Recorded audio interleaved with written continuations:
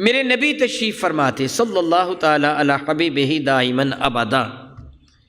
بارگاہ رسالت میں آپ صحابہ کرام بھی حاضر تھے۔ ایک نووارد آیا، مہمان آیا، یہ بھی ایمان والا تھا، ایمان والوں کا بھائی، ایمان والا ایمان والوں کا بھائی۔ یہ آیا اور اس سے آ کے کہا یا رسول اللہ صلی اللہ علیہ وسلم، میں آج آپ کے ہاں مہمان کی حیثیت سے ٹھہرنا چاہتا ہوں۔ آنے والے کو کچھ کھلانا پلانا تھا، شام کا وقت تھا۔ میرے کریم آقا نے حضرت سیدنا بلال کو حکم دیا، میرے گھروں سے پتہ چل کرو کھانا موجود ہو تو لے کے آؤ تاکہ مہمان کو کھلایا جائے۔ میرے کریم آقا کے 9 گھر تھے اس زمانہ میں، 9 کے 9 گھروں سے پتہ کیا گیا، سب گھروں میں جو تھا اللہ کی راہ میں تقسیم کیا جا چکا تھا۔ سب گھروں میں جو بھی تھا اللہ تعالیٰ کی راہ میں تقسیم کیا جا چکا تھا۔ عرض کیا گیا یا رسول اللہ اب تو سوائے اللہ اور اس کے رسول کی محبت کے گھروں میں تو کچھ بھی نہیں، سب کو تقسیم کیا جا چکا ہے۔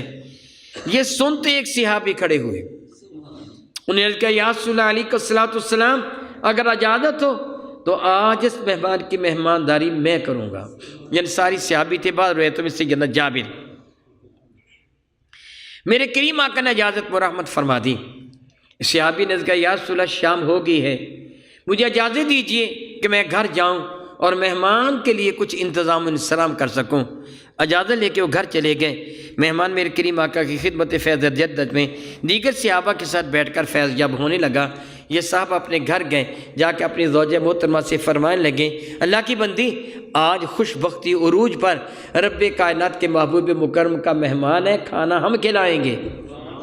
مہمان رسول اللہ کا ہے، مہمانداری ہم کریں گے، ہمارا مقدر عروج پر ہے، گھر میں ہے نا کچھ کھانے کو۔ وہ اللہ کے برگزیدہ بندے تھے، عموماً تقسیم کر دیا کرتے تھے۔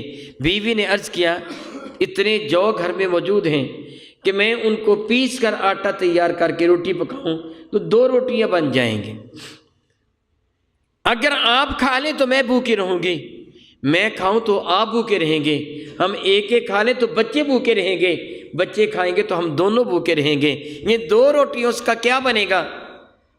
تو یہ اللہ کے برگزیدہ بندے یہ میرے نبی کے صحابی فرمانے لگے قسمت اور مقدر کے ساتھ یہ موقع ہمیں میسر آیا۔ یوں کرو بچوں کو بہلا پھسلا کر سلا دو، وہ سو جائیں، میں نماز عشاء تک انتظار کروں گا، اور نماز عشاء پڑھ کر بارگاہ رسالت مآب میں مہمان کو ساتھ لے کر گھر آ جاؤں گا، تم 2 روٹیاں تیار کر لو۔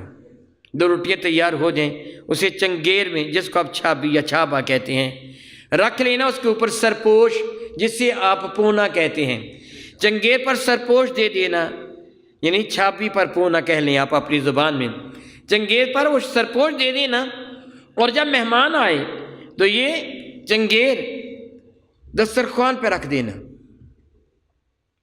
اور ہاں کھانے کے لیے تو بھی بیٹھی گا اور میں بھی بیٹھوں گا۔ اس زمانہ میں ابھی پردے کی آیتیں نازل نہ ہوئی تھیں۔ فرمانے لگے دیا ٹھیک کرنے کے بہانے تو دیے کو بجھا دینا، اندھیرا ہو جائے گا۔ اب عمل کیا ہوگا؟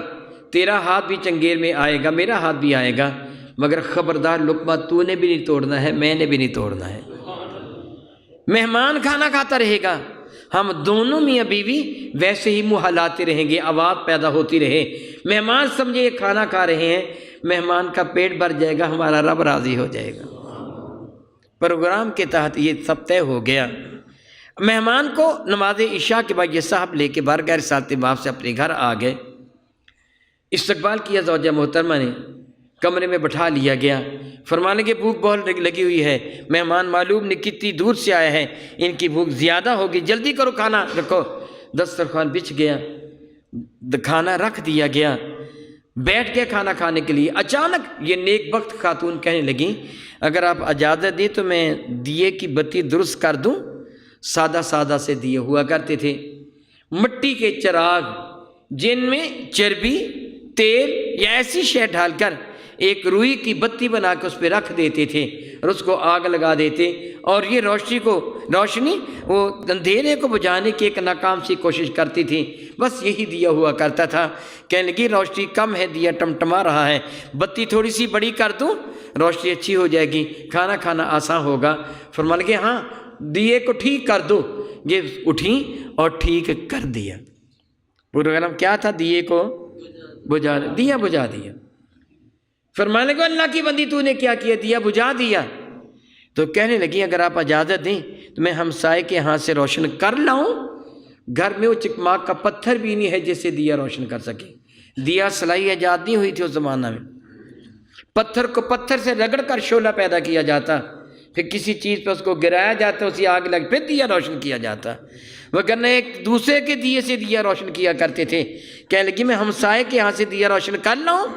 فرمانے لگے پہلے ہی بہت بھوک لگی ہوئی ہے، اب زیادہ دیر ہو جائے گی، رہنے دو دیا بعد میں روشن ہوتا رہے گا، آؤ بیٹھو کھانا کھا لیا جائے۔ وہ بھی بیٹھ گئیں، خامد بھی بیٹھے ہیں، مہمان بھی بیٹھے ہیں، جی پڑھو بسم اللہ کرو شروع۔ مہمان نے سرپوش اٹھایا، کھانا کھانا شروع کر دیا، انہوں نے بھی سرپوش اٹھا لیا۔ ان کا ہاتھ مہمان کے ہاتھ سے ٹکراتا تھا مگر روٹی کا ایک ٹکڑا بھی نہیں توڑتے تھے، ایک لقمہ بھی نہیں توڑتے تھے۔ مہمان وہ دونوں روٹیاں کھا گیا، اس کا پیٹ یقیناً بھر گیا۔ وہ روٹیاں ختم ہو گئیں، انہوں نے وہ روٹیاں وہ چنگیر وغیرہ دسترخوان اٹھایا، مہمان کے لیٹنے کے لیے جگہ بنا دی، چلا گیا۔ رات اسی طرح بھوکے، خامد بھی بھوکا ہے، بیوی بھی بھوکی ہے، یہ ماں باپ بھی بھوکے ہیں اور ان کی اولاد بھی بھوکی ہے، ساری رات اسی طرح گزار دی۔ صبح سپیدہ سحر نمودار ہوا، نماز فجر ادا کرنے کے لیے یہ اپنے مہمان کو ساتھ لے کے بارگاہ مصطفیٰ میں پہنچے۔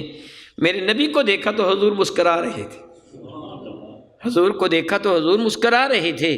عرض کیا یا رسول اللہ، اللہ تعالیٰ آپ کو ہمیشہ مسکراتا رکھے، اگر مسکرانے کی کوئی وجہ ہے تو مجھے بتائیے، میں بھی مسکراؤں۔ تو میرے کریم فرمانے لگے تیرے رات والے عمل کو دیکھ کر اللہ بھی اپنی شان کے لائق مسکرا رہا ہے، رب کائنات بھی خوش ہو رہا ہے۔ تو خلا کے کائنات نے سورہ حشر کی آیت مبارکہ نازل فرمائی، یُؤْثِرُونَ عَلَىٰ أَنفُسِهِمْ وَلَوْ كَانَ بِهِمْ خَصَاصَةٌ، یہ احسار اور قربانی سے کام لیتے ہیں، اگرچہ خود بھی ضرورت ہوتی ہے مگر اپنی ضرورت پر دوسرے کو ترجیح دیتے ہیں۔ اس سے عربی میں کہتے ہیں مواسات۔ میرے نبی فرماتے ہیں یہ مہینہ مواسات کا مہینہ ہے، دوسروں سے بھلائی کرنے کا مہینہ ہے۔ یہ حدیث طویل ہے، انشاءاللہ تعالی اللہ نے چاہا تو آئندہ جمعۃ المبارک کو بھی اسی کے تحت کچھ عرض کروں گا۔ دعا کرتا ہے کہ رب کائنات ہمیں رمضان مبارک کے حقیقی فیض و برکات سے مستفیض فرمانا، آمین ثم آمین، وآخر دعوانا ان الحمد للہ رب العالمین۔